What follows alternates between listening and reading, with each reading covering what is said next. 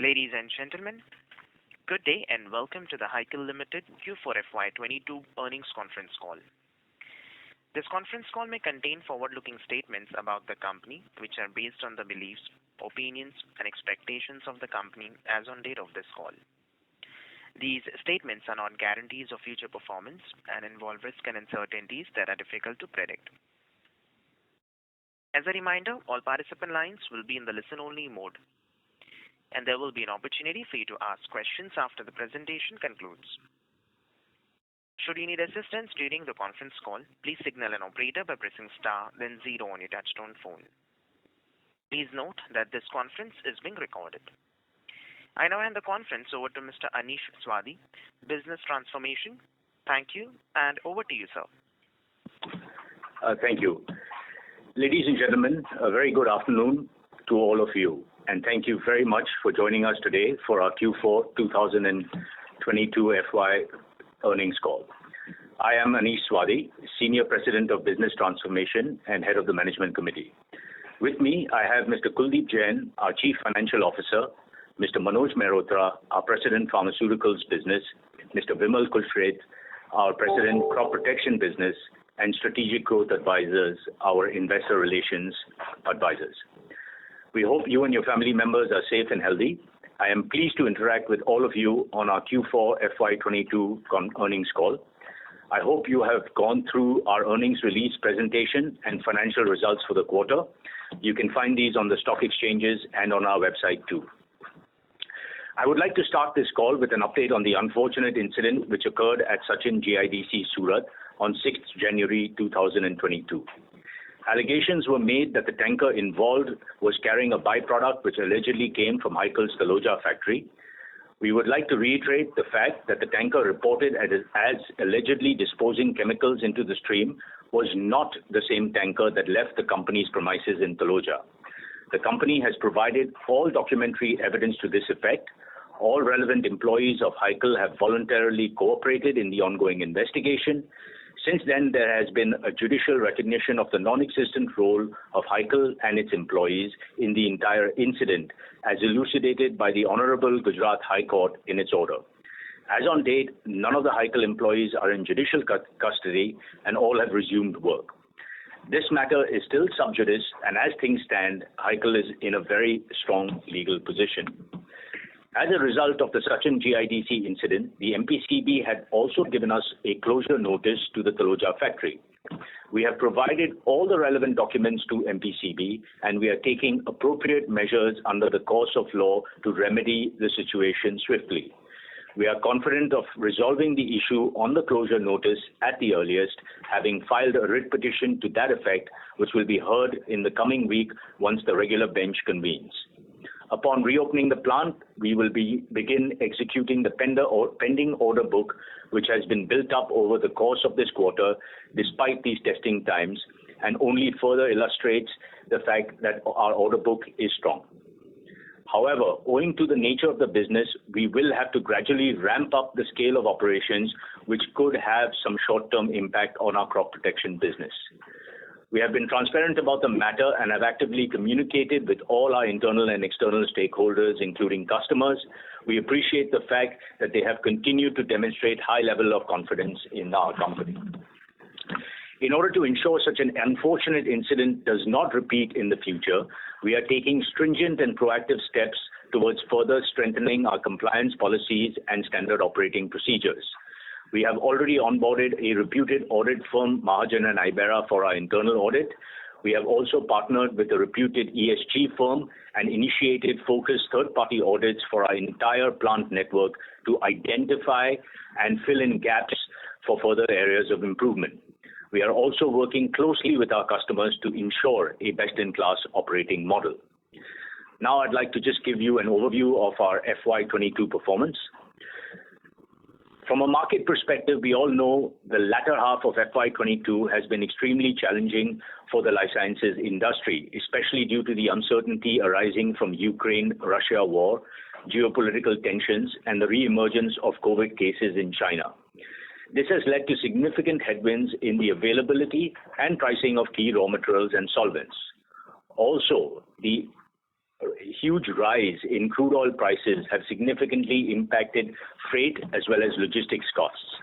Despite multiple challenges and disruptions, Hikal has been able to maintain to a large extent supply continuity and fulfilled a large majority of its customer commitments. The agility shown by Hikal team in such a challenging scenario has been very positive. From a financial update perspective, for the year ended FY22, Hikal has achieved a consolidated total revenue of 1,943 crores for the year, witnessing a total growth of 13% over the previous year. Profit before tax was 341 crores, a growth of 5%. Our EBITDA margin for the year came in at 17.6%. Hikal was witnessing robust growth from Q1 to Q3 of FY22 with 21% growth for the months FY21 versus FY22 with a 19.6% EBITDA margin versus 18% in the corresponding year prior to that. This was on the back of industry tailwinds with supply chain management and strong business growth across both our segments. However, the global slowdown in the generics business due to channel inventory and lower demand offtake led to muted growth in the last quarter. Also, a lag in passing on increased prices, supply chain disruption, and significant rise in input costs affected our business further. Our balance sheet and return ratios. In addition to growing the top line and bottom line, we have also been making focused efforts to strengthen our balance sheet and to improve the return ratios of the company. As a result, our debt to equity ratio now stands at 0.59 times as compared to 0.61 times at the end of the previous financial year and 0.73 times in the year before that. We have also negotiated with our bankers to bring down our average borrowing costs from 6.99% in March 2021 to a blended rate of 6.155% in March 2022. Our return on equity has also improved to 16.2% in FY22 from 15.2% in FY21 and 10.7% in the year preceding that. These numbers indicate a healthy condition of our business considering the nature of operations along with the ongoing and planned capacity expansions. On the dividend, the company has declared a final dividend of 20% or 40 paise, and the total dividend for FY22 is 80% or 1 rupee 60 paise. Now I'd like to hand over to our President Pharmaceuticals, Mr. Manoj Mehrotra, to take us through the performance of the Pharmaceutical division. Thank you, Anish, and good afternoon, ladies and gentlemen. On the financial side, the pharma business has experienced a muted revenue growth, 6.6% with 1,130 crore total revenue in FY22 versus 1,060 crore in FY21. The EBIT of the division was at rupees 151 crore at 13.4% margin in FY22. This muted trend was primarily due to 1. Overstocking with customers, 2. Pass-through underway, 3. Rise in input costs of raw materials, solvents, utility and freight costs. On price pass-through, we are in discussion with customers, the impact of which we will see in the upcoming fiscal year. As we all know, we have two verticals within the pharma business, API and CDMO. On the API business, for the year, we have added several new customers and strengthened presence in new geographies like Latin America and Japan. Our new product launches in anti-diabetic have been witnessing increased traction from customers. We have 10 plus products in development pipeline and are planning to launch 4 to 5 products in FY23. The CDMO side, our CDMO business has witnessed increased traction with 20% increase in overall inquiries with increase in win rate as well. We have converted 2 opportunities this year, 2 KSMs for new drugs with global innovator and 1 intermediate opportunity with another innovator. Several customers have done plant visits in FY22. Our future pipeline for CDMO business remains robust with working going on in multiple upcoming opportunities. On the animal health side, our animal health business continues to witness growth on back of existing relationship with majority of key AH companies. We have also commenced process development work for several active ingredients which are part of the multi-year animal health project with the global innovator. We plan to finish the commissioning of plant by FY23 and start revenue accrual from FY24. While our business pipeline continues to be strong, we have also undertaken multiple initiatives to improve our margins. To ensure right raw material availability and pricing of our key RMs, we are working on 1. Strategic vendor relationship with long-term contracts, 2. De-risking supply chain from China, and 3. Backward integration in it. In addition to this, we are working on multiple manufacturing excellence or cost improvement programs to improve yield and solvent recovery for our key products. With all these initiatives, we foresee future pressures to persist in FY23. Q1 will face more pressure, followed by gradual uptake starting in Q2 FY23.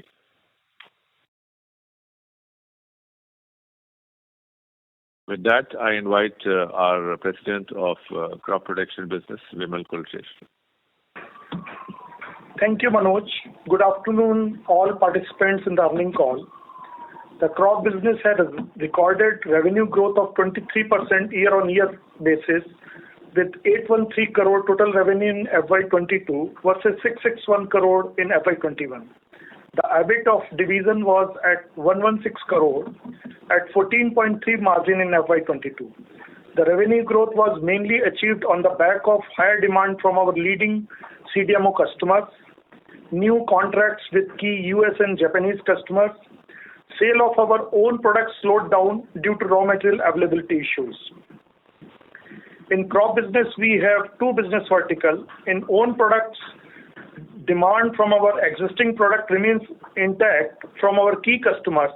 We are also planning to complete the plant commissioning of our new fungicide by end of third quarter of current calendar year and start revenue accrual by end of FY23. We are planning to launch one more fungicide with a combined potential of 400 to 500 crore. We will also continue to explore new product opportunities in the business, and 5 to 6 products are under development as well. In CDMO business, our CDMO business continue to receive inquiries from all new customers. Several new customers have done plant visits in FY22. We are increasing efforts to build and strengthen relationship with our US and Japanese customers. To ensure stable availability and pricing of key raw materials, we are working on developing strategic vendor relationship with long-term contracts and de-risking supply chain from China. We are also planning to initiate manufacturing excellence programs to lower production cost and improve margins. Now I hand over to Anish for future outlook. Great. Thank you, Vimal and Manoj. Since our business heads have now talked about their respective businesses, I would like to take you through some of our other key priorities we are working on as part of Project Pinnacle. As you already know, we are undergoing a transformation of our business from good to great while continuing to drive profitable growth. We have also onboarded a global consultant to help us identify the right strategic direction for choosing the suitable products, partners, technologies for the future while bolstering our R&D and manufacturing capabilities. Some of the key focus areas for this financial year will be compliance. As I have mentioned earlier in my address as well, we are taking stringent steps towards strengthening our compliance policies, de-risking, separating the operating model of both our businesses, stricter vendor due diligences and revamp of vendor contracts, third-party audits of all our plants, and process improvements to enhance checks and balances. We are making every effort and endeavor to ensure the company is not involved in any such incident ever again. Cost improvements. We are taking targeted actions to ensure a bottom line improvement by price pass-through on long-term contracts, manufacturing excellence programs, which is cost improvement programs for priority products to improve yield and solvent recoveries, strategic vendor relationships for key raw materials, backward integration, and a shift to renewable energy and biomass. Customers. Customer centricity remains key for Hikal. We will continue to fulfill our commitments and deliver best-in-class quality products.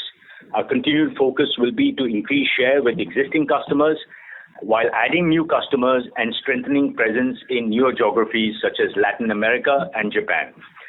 Capacity utilization and expansion, we are working on improving our asset utilization with a clear focus on reduction in cycle time and changeover times. We will continue to selectively invest in growth opportunities for the businesses to ensure that we are investing in right opportunities, offering long-term returns to the business. In terms of outlook for next year, we expect FY23 to be a year of necessary slowdown and consolidation to prepare us for future accelerated growth. We expect market headwinds to continue, but we are confident that the strong measures taken will help us navigate these turbulent situations. Pressure in Q1 will remain higher than that of Q4, but we are confident of improving quarter on quarter starting Q2. The growth trajectory, along with new opportunities, strong customer relationships, and new technologies will catalyze the future of our business towards our bold aspirations. Finally, we are a company that has been in business for over 34 years. We have faced multiple headwinds and been through several ups and downs in our journey. However, we have always navigated through these tough times without compromising on our core values and ethics. Our business has been and continues to be built on long-term relationships. The past 6 months has been challenging. However, I am confident that as we come out of this, we will be a more nimble, flexible, and resilient company. We are eternally grateful to all our colleagues who have risen to the occasion and all our stakeholders who have supported us during these difficult times. While the short to medium term outlook is cloudy, the longer term growth and profitability story is very much intact. Thank you all for your time and support. With this, we will now open the floor to questions and answers. Thank you.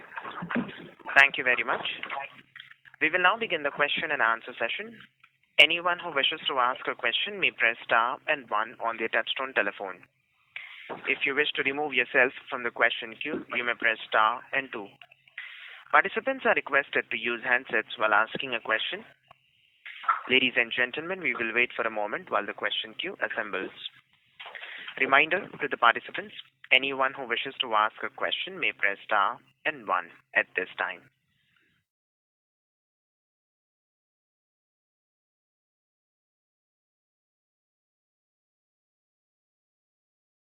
The first question is from the line of Rahul Jain from Credence Wealth. Please go ahead. Hello. Yes, sir. Hello. Your line is in talk. Please go ahead. Yes. So just to understand, last call, we remember the commentary with regards to the growth and demand outlook was quite buoyant. At the same time, the commentary with regards to input cost was bearish, and you had mentioned it takes some time to pass on the cost to the consumers.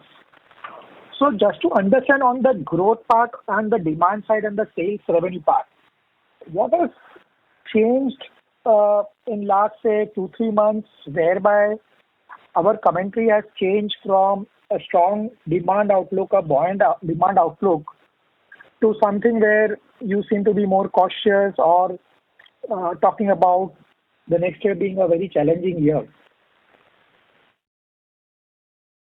Sure. What I would do is I'll hand this over to Vimal for the crop protection, and then Manoj can talk about the pharma division. Yeah. So demand is strong. We are getting customer inquiries, and we are confident that we would continue to get inquiries in our CDMO space and own products also. The challenge has been in Q4 of supply chain. So there were a lot of supply chain disruption, after this Russia and Ukraine war. Crude has gone up sharply. Energy has almost become double. Raw material prices has increased almost 40-60%. Solvent prices have increased. So that is what has created the issue. One is raw material availability, and second on the pricing issues, which has put pressure on the margins. We expect a lag in passing passing the cost impact in the price, and we are confident that from Q2 we'll be able to pass on this in the prices. Over to Manoj for pharma. Yeah, so I'll address this question in 2 parts. Number 1 is on the demand side. So demand, since we have 2 distinct segments, on the CDMO side, we are seeing increasing demand with more number of inquiries coming, more number of customers willing to work with Hikal. But as we know that CDMO side, the demand takes some time to ramp up. But we are seeing very, very positive signals from our customers on the demand side on CDMO. On the API side, since our raw material costs have gone up, and we have been in discussions with various customers for increase in selling prices, that actually subdued the demand in the short term because everybody wants to kind of go back or liquidate the inventories first. So there definitely is a short-term impact. And since we are in B2B business, it takes some time for customers to take suitable decisions as well.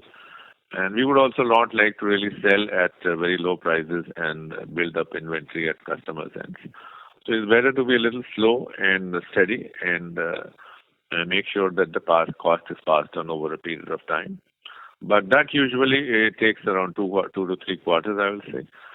We want to retain all our existing customers because in the long run, it is the same customers who will give us the margins. On the CDMO side, although we have contracts for pass-through costs, but they always have a lag effect because we can't do month-by-month pass-through costs. There's always either a 3-month or a 6-month window where the customers discuss. It's mostly 6 months. 6 months, and it takes some time for us to pass through. Also, the energy costs have been just shooting through the roof and not showing any respite, whether it is fuel, whether it is coal, whether it is biomass briquettes, and that is causing a lot of pressure. So overall, the cost side, there is pressure.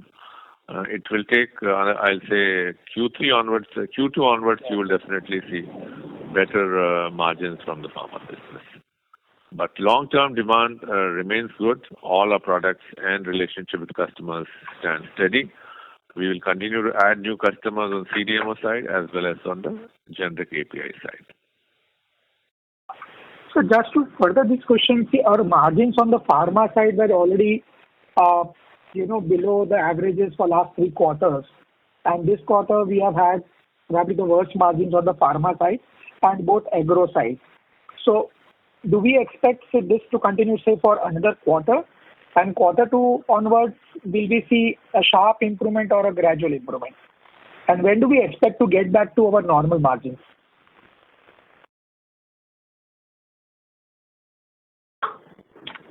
Right. So I'll take the former question. Manoj, you can take the question, but I'll just answer on the overall perspective of the company. I think it's very difficult for us to give guidance in terms of margin at this period of time because things are very uncertain and things are very fluid. I think Q1 overall for the company, as we look at it, will certainly be more subdued than Q4. But as Manoj and Vimal have both mentioned, on Q2 onwards, you'll start seeing an improvement going forward. So it'll be a stepwise approach. Q1 will probably bottom out, and then you'll have an improvement in Q2, and then you'll see an increase in Q3 and Q4 going forward. As to when you'll see us get back to it, we are hopeful that, next financial year, you'll see us getting back to it. But there are a lot of external circumstances that are beyond our control, and we do expect and we are hopeful that they will solve themselves in a short amount of period. So that's why we're a little cautious in terms of giving guidance at this period of time.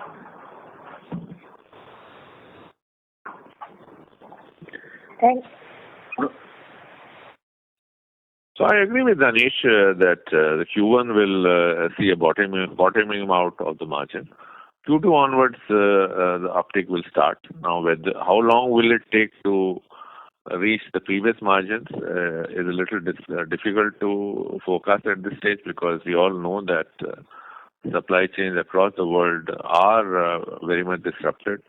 And on top of it, this energy costs have really put a pressure on our costs. Sure. And secondly, so on the growth part, as far as our top line is concerned, are we more confident on the top line compared to the margin, given also, Anish, that we have done, or as per the results, the capitalization is roughly around 170-180 crores in terms of the fixed assets addition. But at the same time, in terms of the cash flow amount being spent, we have almost spent roughly around 150 crores each in the 2 years, FY20, FY21, and further about 270 crores in FY22. So just to understand, when do we see the benefits of CapEx kicking in and thereby the top line growth being much better? Right. So again, reiterating the point of guidance, at this point in time, it's a little challenging for us to give you both revenue guidance and margin guidance. But certainly the assets that we put on ground, all the capex that we have, we are finishing off the capex. Whatever is spending, we're finishing off because they're mostly backed by contracts and/or products that we have in the pipeline. But given the current situation that we have with the raw material and input costs, it's very challenging to say that, when we're going to start the operations of those plants, for production. But we are hopeful, as both the business heads have indicated, that on Q2 onwards, at the end of Q2 onwards, we'll see a resurrection in terms of the business, and you'll start to see that growth and profitability come through. Sure. And just the last thing, the capex capitalization. So, if you could, what amount of capex do we expect in the current year, and what amount of capitalization do we expect in the current year to be done on the capex side? Yeah, sure. I'll take this question. See, we are expecting 250 to 275 crore cash flow for this year, and the capitalization will be close to 400 crore in the current financial year. Okay, so that means if I just take 2 years, FY22 and FY23, the total capitalization will be roughly about 560-580 crores. Is that correct? 600 crore almost.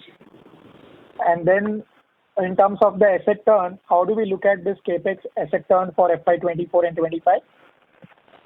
Yeah, typically, as we mentioned earlier, in case of pharma business, it takes typically 18 months to 24 months to put it to commercialization.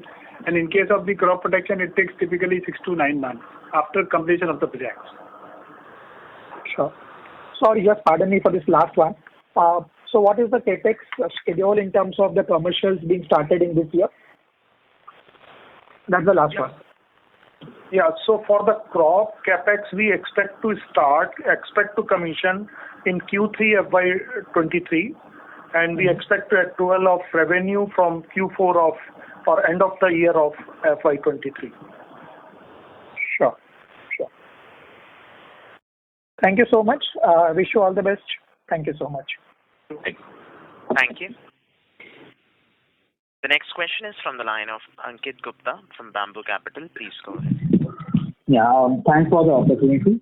So, taking forward this question on CapEx, 600 crore we will be capitalizing over the FY23. So, one thing I wanted to understand, Anish, let's forget about FY23. FY23, we do understand the kind of challenges we are facing. But let's say over FY25, with 600 crore capex being coming in, being streamlined, and given let's say 1.5 years of streamlining, do we think that this 600 crore capex can give us additional 1,000 crore kind of revenue, and we reach a top line of say around 3,000 crore by FY25? I'm not even talking about FY23, but I'm talking about FY25. Yeah, so a very valid question. I mean, I think by 24-25, we definitely expect, us to be operating somewhere near close to peak levels. As we've indicated in the past, peak levels are about 1.5 times, right? So to answer your question, whatever we have coming on stream now, we expect to deliver revenues worth 1.5 times of what we have to be in the ground, right? To reach at least 3,000 crore by FY25.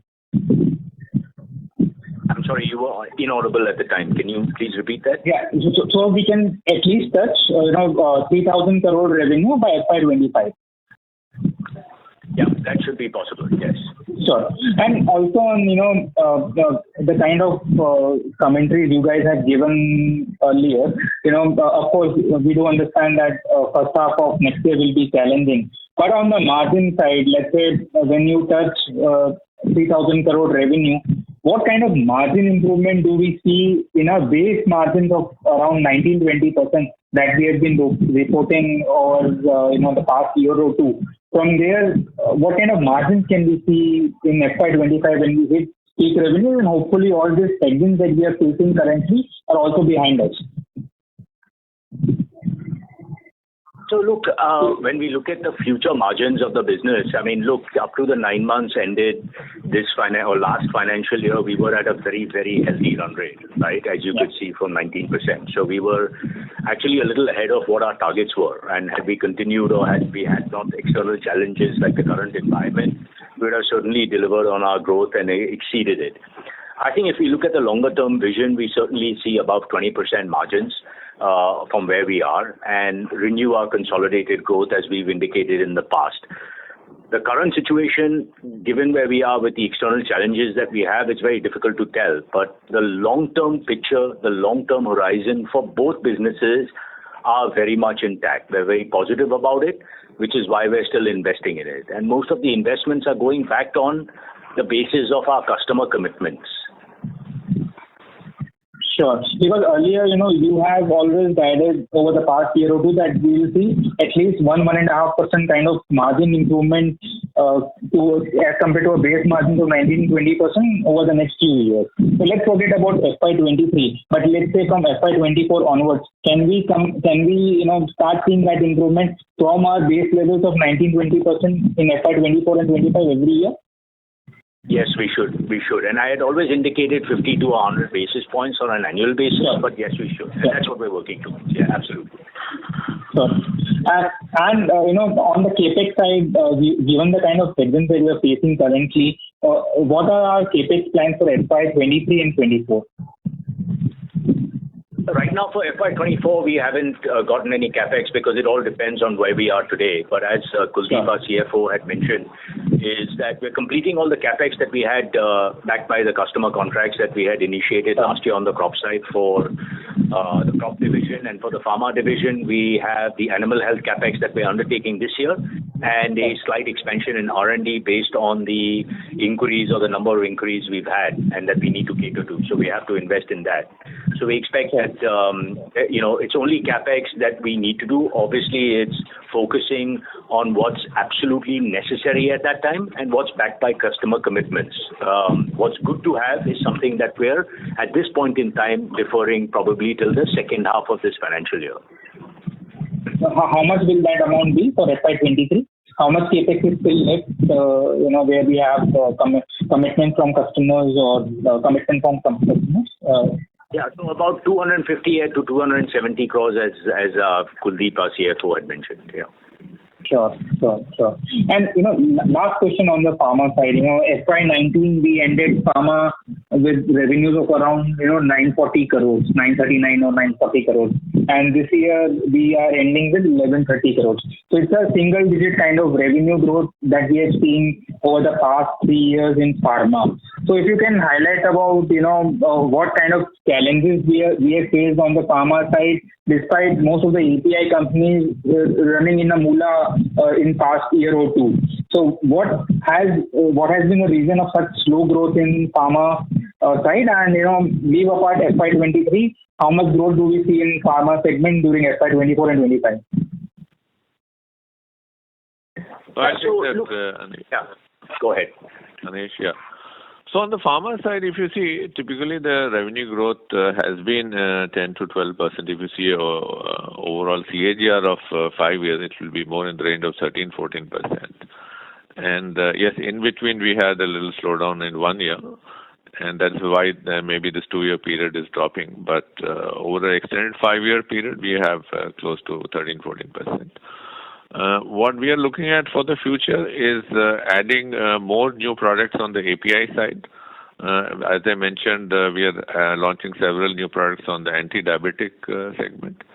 And number 2 is we are looking at building new relationships on the CDMO side, where we offer our development and manufacturing services.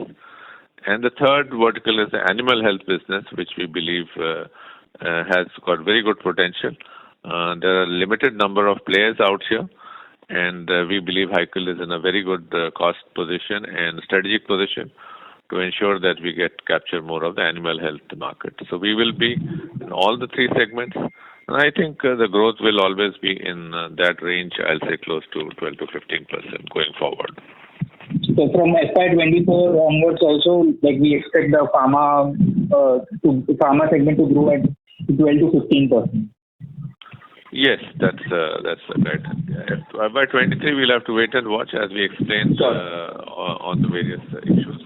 But going future, definitely we'll go back to our growing ways with these three initiatives I mentioned on APIs, on CDMO business, and animal health business. We are very bullish on CDMO and animal health because it is up our alley. We have done several such projects. It is and customers like to work with us in those segments, and we have made a success of it in the past, and we'll do more so in future in these two segments. So, last question on the gliptin side. We have been very hopeful that gliptins like 2-3 years back.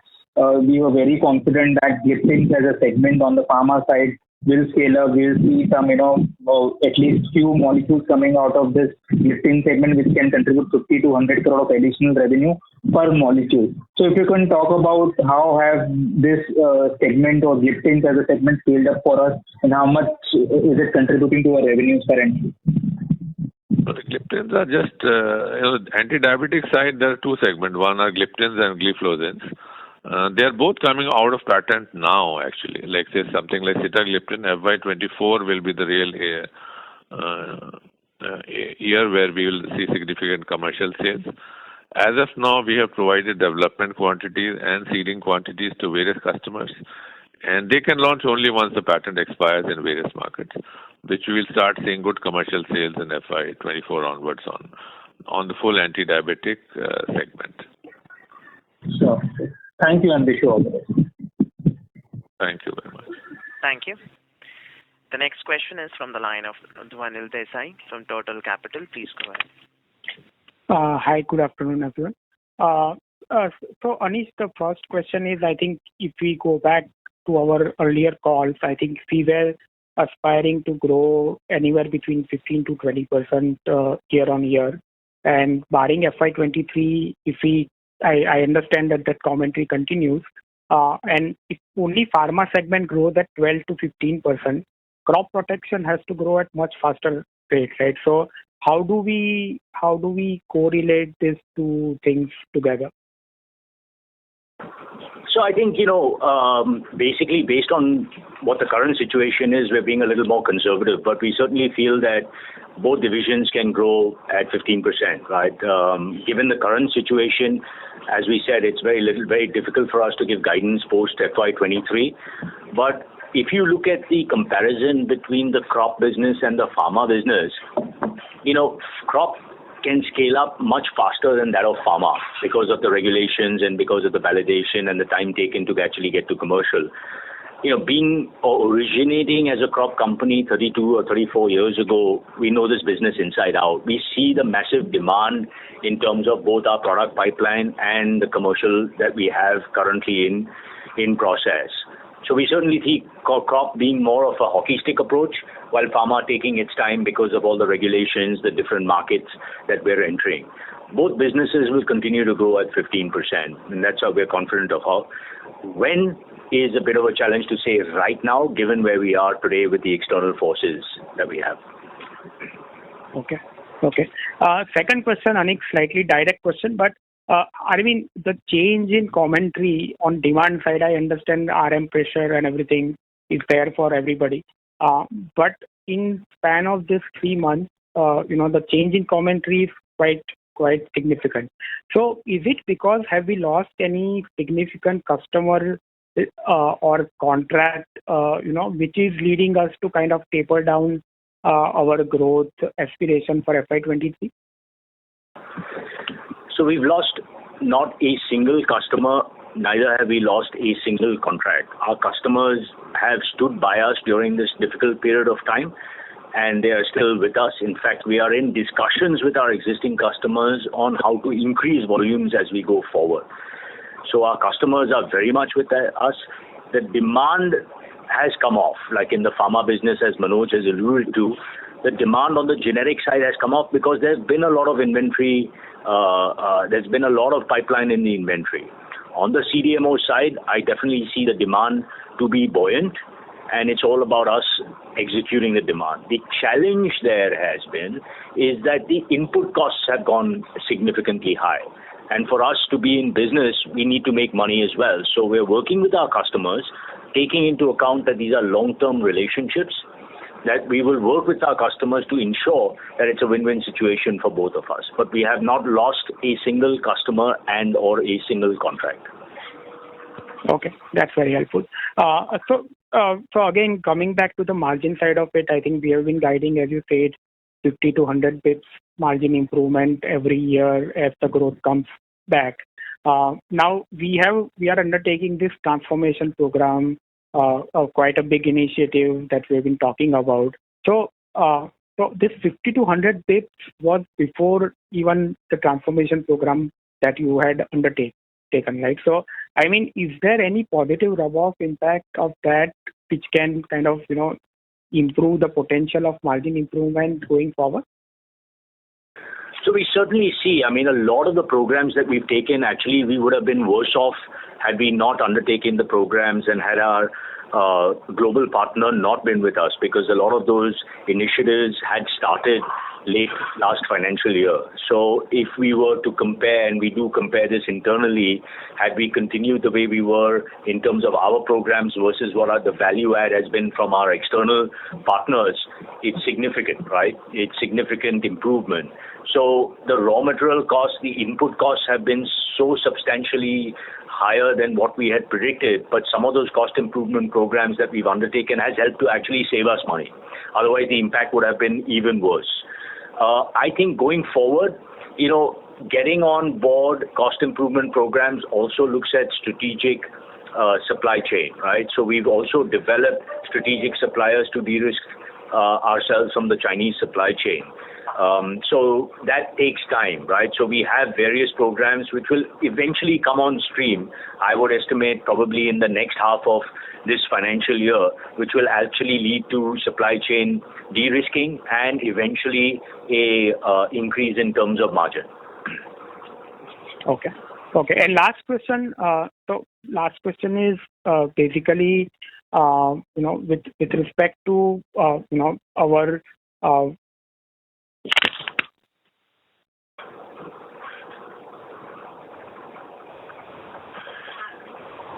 The line for the current participant has got disconnected. We'll move on to the next question from the line of Shravan from Premier Capital. Please go ahead. Hi, thanks for the opportunity. So I needed a little more color on our animal health contract. It's been like a year since we got that contract. So any color you can give on the kind of capex we are incurring specifically for that large client that we are working with, and also the kind of potential we see, revenue potential over next 3 years probably.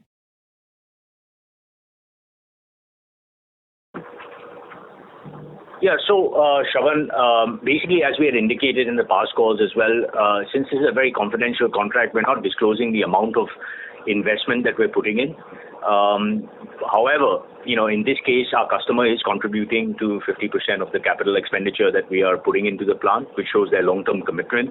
It is a 10-year contract. It is multiple products in the contract itself, so it's a diversified contract. The asset turnover ratios of the revenue is going to be more or less in line of what we are doing today, which is 1.5 times what the asset that we're putting in. It is a substantial asset that we are building, and this is just the first phase of the products that we have in the pipeline. So there's, this is wave 1 and wave 2. There's also wave 3 and wave 4 that will potentially come down the line. The animal health business, as Manoj alluded to, is a very strong potential for us. We are seeing a lot of traction in there, not only from this customer, but also from other customers that are now looking at rationalizing their supply chains and their product portfolios. So we definitely do expect good things for the animal health business in the years to come. Right. And on previous calls when we spoke about this animal contract and the kind of capex that we are doing, we clearly said that the kind of the capex that we are doing is typically for products that have better gross margins than currently that we have. So all those things hold, like the kind of the products that would come on stream later part of this year and FY24, the margin profile of those products would be significantly better. I would say they're incrementally better than what we have right now. Obviously, it takes time to go to full potential, but we do estimate that the products to be about 45% contribution margins on those animal health products. Right. Right. And just two more questions. One is we are seeing this somber demand environment, but we've mentioned in our press release that H2 we see the animal health, the crop protection capex coming on stream. So that would add to incremental revenues in H2. We would see that only in the latter part of Q3 or Q4, right? Yeah, since the plant comes on stream towards the end of quarter 3, when you fire up the plant, you validate the product, and then you start selling, you'll really see some part of revenue coming in this financial year to the end of quarter 4. Right. And this is my own thing that I wanted to share with you, that if you see year on year, our expenses in such a challenging environment, our expenses have actually gone up. So our employee expenses are up 30%, while our other expenses are up 10-12%. So in this challenging environment, should we be following a much more stringent control on our expenses, as our margins are down 800-900 basis points YOY? So should we be a little more aggressive on cost controls? No, you're absolutely right. I mean, firstly, our margins are down 800-900 basis points only when you compare Q4. But for the first 9 months of the year, the margins were up and the growth was there. But there is something definitely that we have been looking at very closely. We have looked at every cost that we have. We have stripped out whatever is not necessary. Again, we had invested for future growth. When you have a plant that's coming on stream, you need to hire, because the hiring process itself takes anywhere between 4 to 6 months to get people on board, or good people on board. And these are complex, multi-purpose operational plants that we have.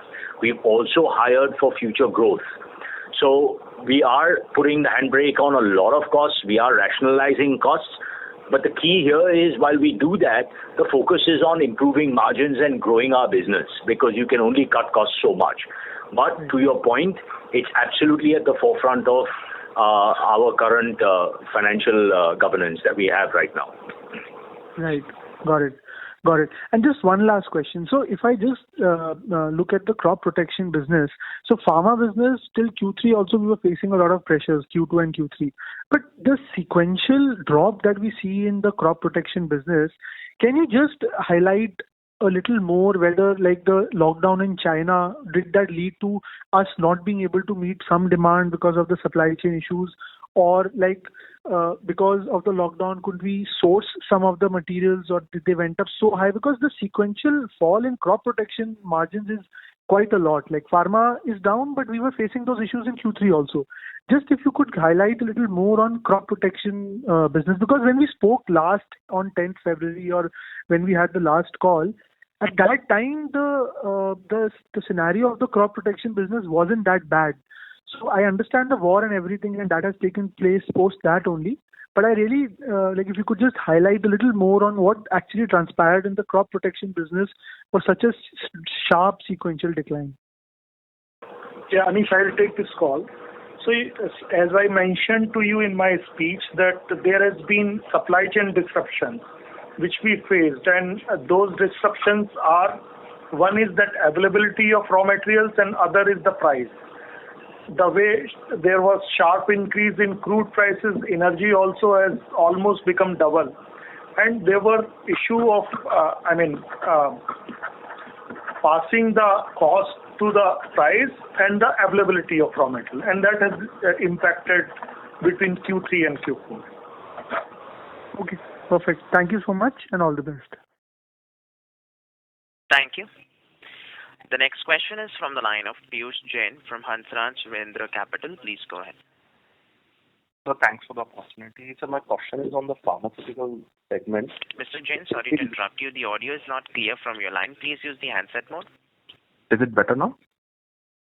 Yes, sir. So my question is on the pharmaceutical segment. As we are talking about the good growth coming in for the next couple of years, can you throw some light? If we look at our DMF filings for the last 3 years, it's been one API for at least for FY20, 21 and 22.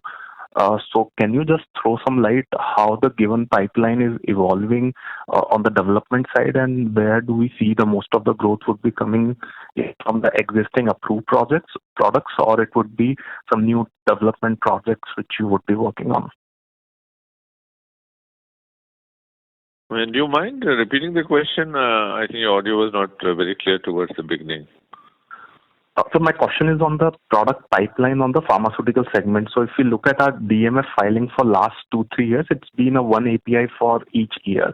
And as you are bullish on the growth which would be coming in the pharmaceutical segment, so is that you are expecting from the existing products, or are you having a new product in the pipeline which you are working and that is going to drive the growth in the pharmaceutical segment?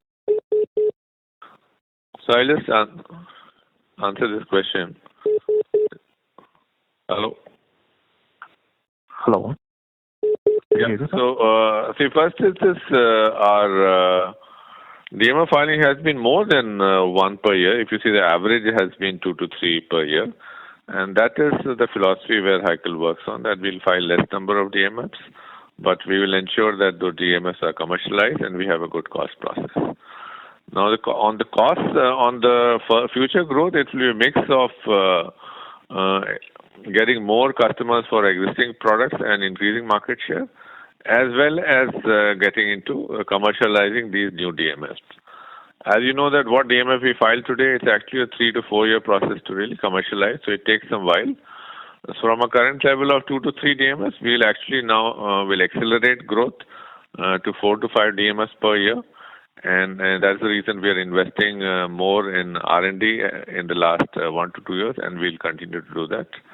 And as I mentioned, that it will always be a combination of old plus new. Okay.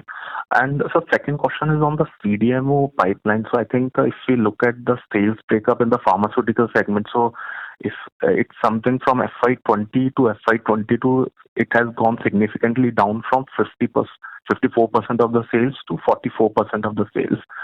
So can you throw lights? Is that due to some projects has been dropped off from the pipeline, or how this pipeline looks like in the coming 2-3 years? I mean, are we adding some late stage projects, or how this pipeline is going to evolve in the coming time?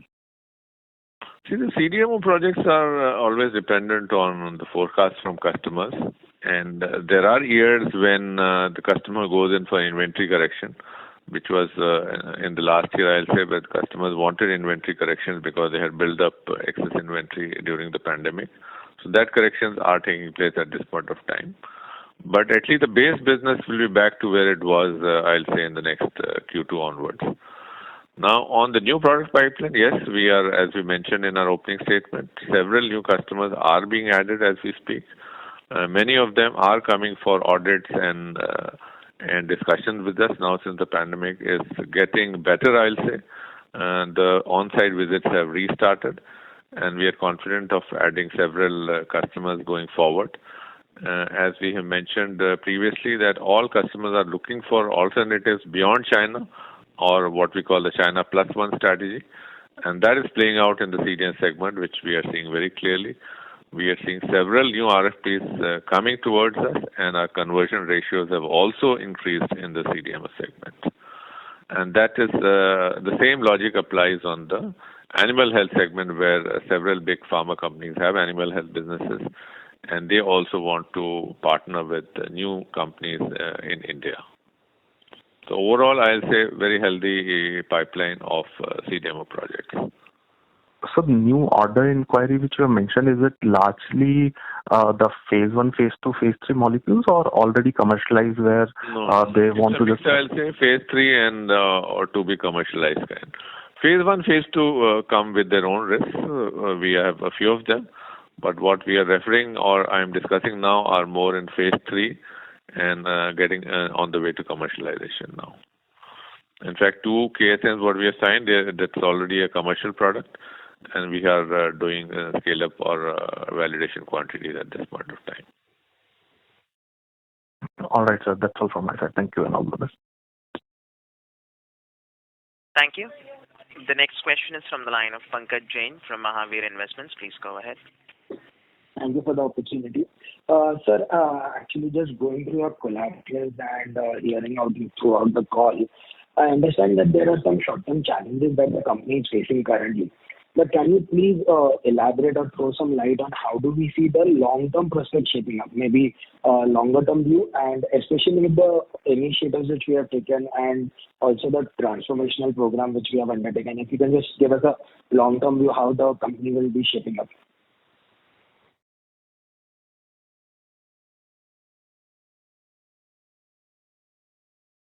Hello. This is the operator, so we are not able to hear you. Are you able to hear me now? Yes, Hello. Mr. Jain, we are able to hear. We are not able to hear the management. One moment. Okay.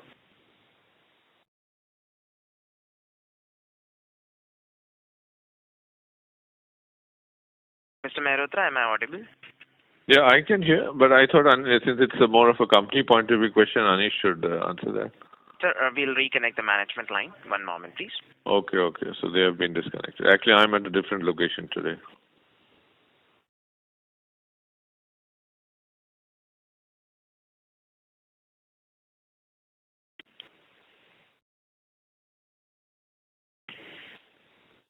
I think the transformational program is well underway. We've identified, not only have we identified several opportunities for taking out cost and bringing in more efficiency, but we've actually identified several strategic initiatives with customers and product pipelines which are actually yielding results as we speak today. I mean, as you've heard from both the businesses, the pipeline has been increasing over the last 2 quarters substantially. And as Manoj has alluded to, that there are really live products in the pipeline which are phase 2 and phase 3 and some semi-commercial as well. Vimal himself in his crop protection business has several products in the pipeline, close to about 6 right now that are underway, that are being evaluated at the proof of concept stage and that will soon go into semi-commercial stages. So I think overall from a company perspective, we certainly see growth returning. These are short to mid-term challenges that we feel that are more external, and I think the entire environment is being affected. Like every manufacturing company out there is being affected by the increase in terms of raw material costs as well as utilities. To be a little more specific, I'll hand it over to Vimal and he can take you through some of his. Yeah, so in crop protection from CDMO customers, we are getting a lot of inquiries. We are getting inquiries from the same customers for additional products, new products, as well as from new customers also, especially from US and Japan. In our own products, we are going to commission our one fungicide plant at the end of this financial year, and there we have one more product which is under development, and we have 2-3 more products which are on development, which are expected to come in line maybe in next 1 to 2 years. So we see a good momentum going forward. Yeah, Manoj, over to you, Manoj. I did answer on the CDMO pipeline and the DMF pipeline. Okay, great. That was the only question. That was the only question, and I wish you all the best given the strong background of the company. I hope we'll be able to crack everything. Thanks, sir. Thank you. Thank you all. Thank you. Ladies and gentlemen, due to time constraint, we will take one last question from the line of Pranay Delia from Panchtantra Advisors. Please go ahead. Good evening, everybody. Good evening, Anish. I hope all of you are well, and I hope that this is the last quarter of disappointments. I have a couple of questions on the financial front. Can you please give the total debt figure, the term loan as well as the working capital?